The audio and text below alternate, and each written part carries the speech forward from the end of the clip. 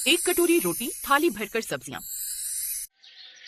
आरव मुंबई शहर में रहने वाला एक इंजीनियर लड़का था जो महाजन परिवार का इकलौता बेटा था। उसके परिवार में उसकी माँ सुनीता महाजन, पिता आलोक महाजन और दो बहनें किंजल और नितिका महाजन थी। एक रोज गांव से मनोहर के यहाँ से शादी का कार्ड आया, उसकी बेटी शन्नू की शादी है। क्या गांव? नहीं नहीं, मेरे बस की तो नहीं है इतनी दूर का सफर करना। सच कहा जाए तो अब मुझसे भी नहीं जाया जाता। एक काम कर आरव बेटा, तू ही चला जा गाँव। अच्छा ठीक है, इसी बहाने मुझे भी ऑफिस से कुछ दिन का रिलैक्स मिल जाएगा। लेकिन मैं अपने दोस्त राहुल को भी पूछ लेता हूँ, उसके साथ जाऊंगा तो साथ हो जाएगा। इसके बाद आरव ट्रेन में सीट रिजर्व करवाता है और राहुल के साथ गाँव की ओर रवाना हो जाता है। शहर के नामी इंजीनियर आरव के लिए शादियां हमेशा एक औपचारिकता होती थी। सूट पहनना, दो चार रिश्तेदारों से मिलना और जल्दी निकल आना, क्योंकि उसे पार्टीज में ज्यादा देर रुकना पसंद नहीं था। वो अपने दोस्त के साथ उनकी बेटी की शादी में पहुंच जाता है। तभी उसकी नजर पड़ी पीली साड़ी में, खुले बालों में, माथे पर छोटी सी बिंदी लगाई एक लड़की पर। वो लड़की चुपचाप सबकी खातिरदारी करने में लगी हुई थी। वो सभी मेहमानों से बड़े आदर से मिल रही थी, उनके खाने पीने का ध्यान रख रही थी। उसकी सादगी में एक अजीब सी सुंदरता थी, साथ ही उसके संस्कार भी आरव को भा गए। आरव ने पास खड़े गाँव के एक लड़के से पूछा, कौन है लड़की? दूसरे गाँव की लड़की है गौरी, शन्नू दीदी की सहेली है, 12वीं पास है। आरव ने फिर से उसकी ओर देखा, न मेकअप न बनावटी मुस्कान, फिर भी उसकी ओर से आंखें हट ही नहीं रही थी। अचानक थोड़ी देर बाद बारिश शुरू हो गई। गौरी मंडप के पास खड़ी थी,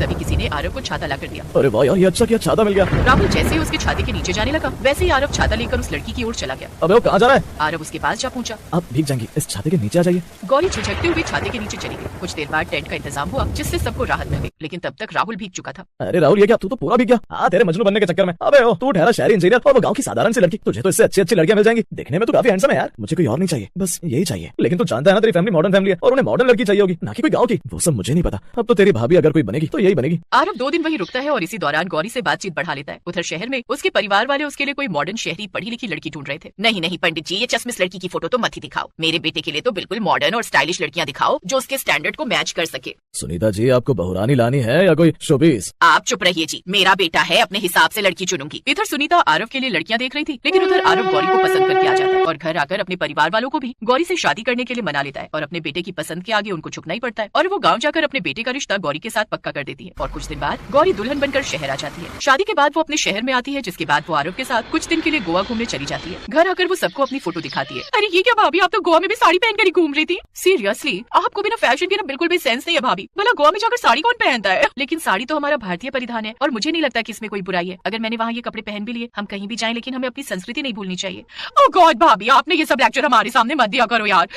यू नो ना, हम शहर की मॉडर्न लड़कियां हैं और आप गाँव की हैं, तो आपको ये सब सेंस नहीं होगा। किंजल, नितिका, ये क्या तरीका है भाई अपनी भाभी से बात करने का? तो क्या ही गलत कहा। अब अपनी ताई जी की बहू नताशा को ही देख ले, कितनी मॉडर्न और पढ़ी लिखी है और फैशन का भी क्या बढ़िया नॉलेज है उसको। खैर छोड़ो, तू तो इसी की तरफदारी करेगा, आखिर तेरी पसंद की जो है। अब दोनों बहनें मुंह बनाकर वहाँ से चली जाती हैं। शादी के बाद गौरी हनीमून के लिए चली गई थी, इसलिए उसने अभी तक एक बार भी किचन में खाना नहीं बनाया था। खाना बनाने के लिए वो किचन में जाती है और कुछ देर बाद बहुत सारे पकवान बनाकर तैयार कर लेती है। लेकिन खाना बनाने के बाद वो किचन में कुछ ढूंढने न जाने कहाँ होंगे। यहाँ तो मुझे कहीं भी पत्तल नजर ही नहीं आ रहे, पता नहीं कहाँ रख दिए होंगे। अब वो सारी रसोई छान मारती है, लेकिन उसे कहीं भी नजर नहीं आते। कमाल है, यहाँ तो बस ये स्टील की कटोरियां हैं और ये थाली ही रखी हुई है। और हमारे गाँव में तो थाली में बस तभी देते थे जब कोई खास मेहमान आते हैं। नहीं नहीं, कहीं मैं थाली में ले गई तो माँ जी कहीं 2 बातें न सुना दे। कुछ देर बाद सास की आवाज बाहर से आ जाती है। अरे बहू, खाना बना रही है या बीरबल की खिचड़ी जो अभी तक नहीं बना तेरा खाना? जी जी माँ जी, बस तैयार है जी, बस अभी लाई। गौरी को एक जुगाड़ सूझता है। अब वो रोटी को तोड़कर कटोरियों में डाल देती है, साथ ही थालियों में अलग अलग सब्जियां डाल देती है, जिसमें एक में मटर पनीर, एक में आलू गोभी, एक में छोले डाल देती है और कुछ देर में उनके सामने परोस देती है। 3 थालियों में 3 अलग अलग सब्जियां और कटोरियों में रोटी देख सभी एक दूसरे का मुंह देखने लगते हैं। ये क्या है, जुगाली करने को दिया है क्या तूने हमें ये खाना? कोई जानवर को भी ऐसे खाना डालकर नहीं देता होगा। नहीं नहीं माँ जी, हम तो अपने मोती को थाली में रोटी और सब्जी कर देते हैं, 2 मिनट में लपक कर सब खत्म कर देता है। और हमारे गाँव में तो एक परिवार के लोग ऐसे ही मिलकर खाना खाते हैं। एक थाली में सबकी सब्जी डाल दी जाती है और इससे ज्यादा बर्तन भी नहीं होते, और एक ही थाली में सब्जी खाने से सब में प्यार भी बढ़ता है। चुप करना लायक, तेरा गाँव नहीं है और ना ही हम सब जानवर हैं। देख रहा है आरव, तू अपनी गाँव की गवार बीवी के कारनामे। माँ जी मैं गवार नहीं हूँ, बल्कि 12वीं पास हूँ, वो भी सर्वोदय विद्यालय से। दिख रहा है कितनी पढ़ी लिखी है। बताओ भला ऐसे खाना कौन सर्व करता है? अच्छा वो मम्मी तुमने ताई जी और उनकी फैमिली को नहीं बुलाया खाना खाने को? अगर वो इस मैडम की ऐसी हरकत देखती तो हमारा कितना मजाक उड़ाती। हाँ, एक तो वैसे ही वो अपनी मॉडर्न बहू को लेकर इतना इतराती है और हमें 10 बातें सुना चुकी है। इसीलिए तो नहीं बुलाया इसकी पहली रसोई में। मैं जानती थी ये जरूर कोई ना कोई कांड करेगी, इसीलिए कहा था इसका मकसद से कि किसी शहरी मॉडर्न लड़की से शादी कर ले जो हमारे स्टैंडर्ड की हो। लेकिन नहीं, इस पर तो जैसे प्यार का भूत सवार था। अरे बस भी करो, बहू बेचारी शहर में नहीं आई है, धीरे धीरे यहाँ के तौर तरीके सीख जाएगी। अब वो सब बिना खाए ही वहाँ से उठ जाते हैं। गौरी को ये सब देखकर बड़ा बुरा लगता है। फिर आरव उसे सारी बात बताता है। गौरी, माँ की बातों का बुरा मत मानना, शहरों में सब्जी कटोरियों में परोसी जाती है और रोटी थाली में। आगे से ध्यान रखना। अच्छा मैं चलता हूँ, ऑफिस के लिए लेट हो रहा है। आरव ऑफिस के लिए चला जाता है और सुनीता भी अपने पति के साथ एक रिश्तेदार को हॉस्पिटल देखने चली जाती है और किंजल और नितिका भी अपने कॉलेज चली जाती है। अब घर में अकेली गौरी ही बचती है। ओफो, सारा घर बिखरा पड़ा है। माँ जी के बेडरूम से लेकर ननद जी के कमरों का बड़ा ही बुरा हाल है। कोई बात नहीं, मैं भी तो यहाँ बैठकर बोर हो रही हूँ। अब गौरी सारी घर की अच्छे से बैठकर सफाई करती है और उसे इन सब में 4 घंटे लग जाते हैं। फिर जब उनके घर वाले आते हैं तो अपने घर को देखकर बड़े खुश होते हैं। सुनीता भी अपने घर का हाल देखकर खुश तो हो जाती है। नई बहू के आने से अब घर काफी साफ रहता था। ऐसे ही कुछ दिन बीत जाते हैं। एक रोज वो किसी पार्टी में जाते हैं जहाँ उनकी ताई सास भी अपनी मॉडर्न बहू को लेकर आई होती है, जिसने काफी मॉडर्न शॉर्ट ड्रेस पहनी हुई थी। जबकि गौरी वहाँ भी साड़ी पहनकर ही जाती है और सबके पाँव छूती है, जबकि मॉडर्न बहू किसी से ठीक से बात भी नहीं करती। सुनीता, अब तो अपनी इस गाँव की बहू को शहरी तरीके के कपड़े पहनना सिखा दे, इसको समझाइए इसका गाँव नहीं है।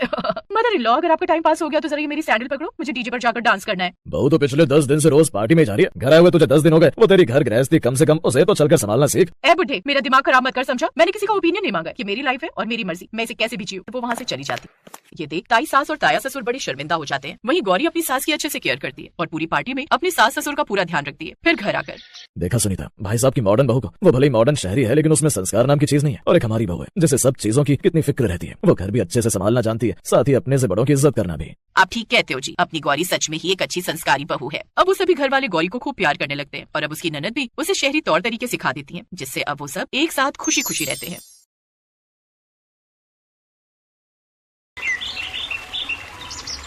सुमन घर की बनी रोटी सब्जी का नाम सुनते ही बुरा सा मुंह बना लेती थी। उसी बात को लेकर सास बहू दोनों में रोजाना तू तू मैं हो ही जाती थी। सुमन, ये क्या, तुमने बाहर से कुछ खाने का मंगवाया है क्या? हाँ, वो मैंने रसोई में देखा, आप रात के खाने के लिए भिंडी काट रही हो। मेरे से सूखी रोटी सब्जी नहीं खाई जाती, इसलिए मैंने नूडल्स और मंचूरियन मंगवा लिया। बस, अब मैं तुम्हें कुछ बोलूंगी तो तुम्हें बुरा लगेगा कि मैं तुम्हें खाने के लिए टोक रही हूँ। ये रोजाना बाजार से जो तुम खाने का सामान मंगवाती रहती हो ना, सेहत के लिए कितना खराब है, ये तुम्हें बाद में पता चलेगा। मम्मी जी, दुनिया बाजार का खाती है, हम खा लेंगे तो क्या बीमार पड़ जाएंगे? ऐसा नहीं होता, ये सब बेकार की बातें हैं। मुझे कुछ नहीं होता, मैं बिल्कुल ठीक हूँ। अच्छा, मुझे बहुत तेज भूख लगी है। राजीव तो रात को लेट आएंगे, मैं तो खाना खा रही हूँ, आप खाओगे? नहीं, मैं तुम्हारे ससुर जी को पहले रोटी दे दूं, उसके बाद खा लूंगी। तुम खा लो, भिंडी रोटी लेनी हो तो ले लेना, साथ में मैंने रोटियां ज्यादा बना दी थी। ठीक है, एक ले लूंगी, रोटी मन होगा तो। सुमन अक्सर ही रोटी सब्जी बनने के टाइम पर बाजार से ऑर्डर कर देती थी, या फिर सूखी सब्जी बने तो उसके साथ कुछ और बनाने की तैयारी कर लेती थी। सुमन, आज मंडी से करेले लेते आऊं? तुम्हारे बाबूजी कई दिनों से करेले आलू प्याज की सब्जी खाने के लिए कह रहे हैं, तो हम सब क्या खाएंगे? वही रोटी सब्जी जो बनेगी, और क्या खाना है। मैं मंडी होकर आती हूँ। सुमन के साथ सुषमा सब्जियां लेने मंडी चली जाती है। रात को सुमन रोटी सब्जी बनाकर तैयार कर देती है, पर अभी सुमन कढ़ाई में कुछ और बना रही थी। तभी सुषमा रसोई में आती है। अरे सुमन, ये क्या बना रही हो? वो मेरा ना रोटी सब्जी खाने का मन नहीं था, इसलिए मैं अपने लिए नूडल्स बना रही हूँ। अरे, तो अब तुम्हारा नूडल्स खाकर पेट भर जाएगा तो क्या तुम अब फिर रोटी सब्जी नहीं खाओगी? बहू, ये सब ठीक नहीं, रोटी सब्जी खाना भी बहुत जरूरी है। हर समय ये उल्टा सीधा खाने से पेट को नुकसान होता है। मेरा बिल्कुल मन नहीं था रोटी सब्जी का, इसलिए मैंने नूडल्स बना लिए। हर समय रोटी सब्जी नहीं खाई जाती, आप सब खाओ ना रोटी सब्जी, आपको थोड़ी रोका है। रहने दो मम्मी, जब ये नहीं सुनती तो कहना बेकार है, छोड़ो तुम। ये रोजाना की तू मैं से मेरा सिर दर्द होता है। अरे सुषमा, आज रोटी मिल जाएगी या भूखा ही सोना पड़ेगा? हाँ हाँ, ला रही हूँ। ये रोजाना की चिक चिक से ना मेरा दिमाग खराब हो गया है। अब दिखाती हूँ इन्हें कल से कि रोटी सब्जी बनाना होता क्या है। अगले दिन सुमन की हरकत से हर कोई अनजान था कि वो क्या नया करने वाली है। हे भगवान, कटहल में इतना तेल। बहू, ये तेल की सब्जी है या कटहल की? मम्मी जी, अब आपको इसमें भी प्रॉब्लम है। आज तो मैं रोटी सब्जी बना और खा रही हूँ। देखो, मैंने बाजार का कुछ नहीं मंगवाया, ना ही घर पर कुछ अलग से बनाया है। पर इतना तेल सभी के लिए बहुत नुकसानदायक होता है। सब्जी में तेल कम डाला करो। अब सब्जी तो मैं ऐसे ही बनाऊंगी, जिसको खानी है खाए, नहीं खानी है मत खाए। सुमन ने अब रोटी सब्जी बनानी और खानी शुरू की तो अपनी मन मर्जी की सब्जी बनाने लगी। रोजाना ही सुमन तली हुई तेल में डूबी मिर्च मसाले वाली सब्जियां बनाने लगी। ये आप गाजर मटर की उबली हुई सब्जी क्यों बना रही हो? मैंने तो शाही पनीर बनाया ना, वो नहीं खाओगे? नहीं बहू, तुमने इतना तेल और मिर्च मसाले वाला बनाया है, तुम्हारे बाबूजी और मैं इतनी तेल और मिर्च मसाले वाली सब्जियां नहीं खा सकते। मेरी जीभ जलती है ज्यादा मिर्च मसाले वाली सब्जी खाऊं तो।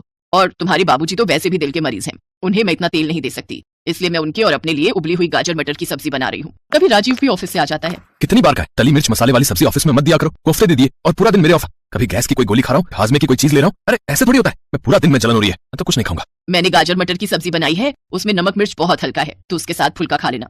कितनी बार तो मैं बोलती हूँ कि सुमन, तेल वाली मिर्च मसाले की सब्जी कम बनाया कर। बाजार का बंद हुआ तो अब तुमने रोटी सब्जी में इतना तेल और मिर्च मसाले डालने शुरू कर दिए। तुम्हें कोई नहीं समझा सकता। मैं बार बार बोलती हूँ, लोग मुझे ही गलत कहेंगे कि बहू को खाने पीने के लिए टोक रही हूँ। वही हुआ जिसका डर था। अगले दिन सुमन के पेट में बहुत दर्द था। घर पर चीजें लेकर भी दर्द ठीक नहीं हो रहा था। कितनी बार मना किया कि खाने पीने की चीजों पर ध्यान दो, कि हम क्या खा रहे हैं। अरे, एक दो दिन तो चल जाता है, ये थोड़ी रोजाना की इतना तला भुना बाजार का खाना। कभी घर पर बना तो ऐसा तला हुआ खाना पूरे 1 किलो के तेल की बोतल 1 हफ्ते में खत्म कर दी तुमने बहू। पर मैंने कुछ नहीं कहा, वरना तुम मुझे दोष देती कि मैं तुम्हारे खाने पर नजर लगा रही हूँ। मुझे पता था कि ऐसा ही कुछ होगा, पर मैं कहकर बुरी ही बनती। अरे सुषमा, बस भी करो।